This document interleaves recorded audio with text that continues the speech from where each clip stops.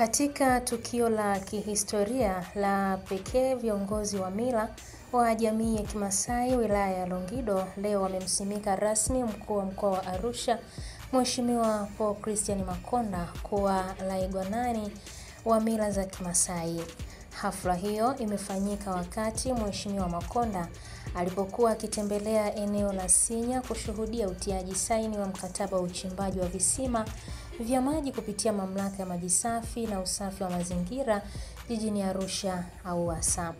Akizungumza katika tukio hilo, Makonda amesema heshima hiyo aliyotunukiwa ni ya kipekee na inampa moyo wa kuendelea kushirikiana kwa karibu na jamii ya Kimasai katika shughuli za maendeleo.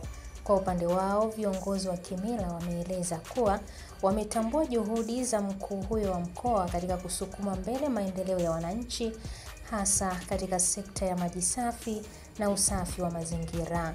Katika hatua ya kukabiliana na changamoto ya upatikanaji wa maji safi, AUWASA imefanya utafiti wa kitaalamu na kubaini kuwa eneo bora kwa uchimbaji wa kisima kirefu ni katika kijiji cha Idonyo, kata ya Sinya.